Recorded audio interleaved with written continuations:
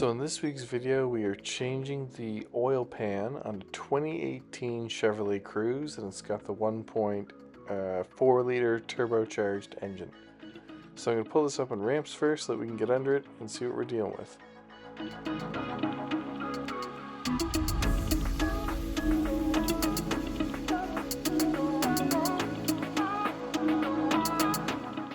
Once we get the hood open, we're going to remove our oil fill cap.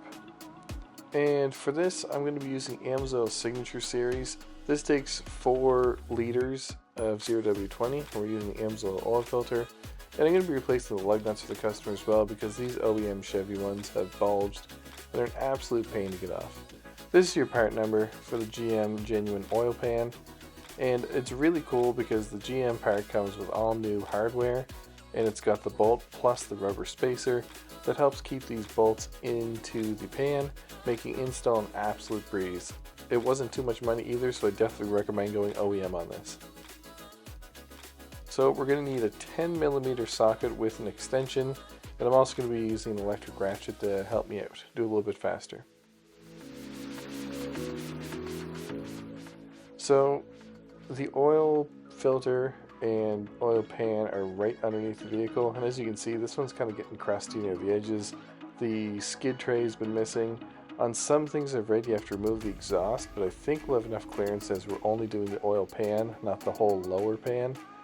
So it's a 15mm drain bolt, and we're going to treat this like a basic oil change first. We're going to drain out the old oil and then take the oil filter off, and I'm putting the drain plug back in just so that it's not going to keep dripping oil all over me the entire time. But once we get the oil pan off, it'll be dripping oil. So just removing the oil filter here, and we'll keep moving on.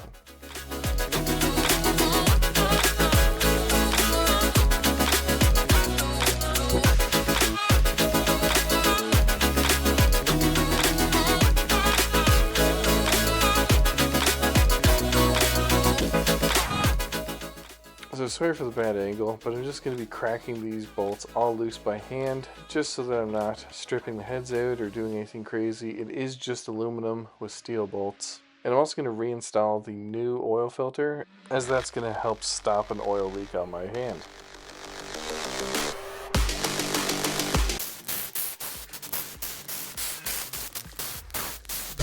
So once all the bolts are removed, you can use a pry tool to pry at the back. Now just be careful, because there is a dowel that helps align the oil pan on the back side near the exhaust. But we're just going to pry this off, and you know what, it is pretty held on there with the sealant. So just wiggle it off. Then I'm going to wipe down the oil pan and spray it with some brake clean. I'm also going to install the pan bolts at this time. So I'm using the Right Stuff 1 minute sealant. This is pretty much what most garages will use if they're doing an oil pan, because you can get the engine back in service within 1 minute, and you get about a 5-minute working time. So I'm just comparing the oil pans to make sure that they are the same, which they are, and now I'm going to spread an even bead of this Right Stuff all across the oil pan, go on the inside of the bolts.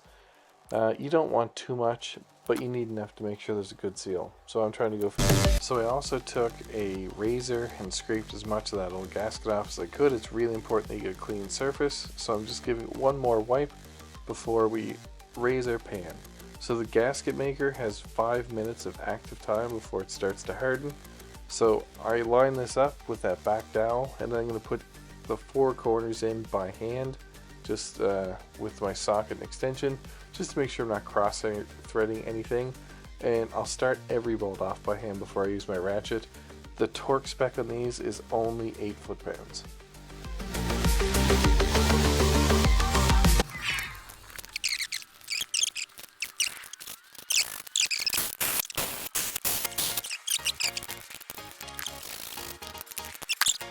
Now with those all torqued down, we can add our 4 liters of engine oil, and we'll finish this off, and then we're going to go underneath and double check there's no leaks coming out that we can see, and our customer is good to go.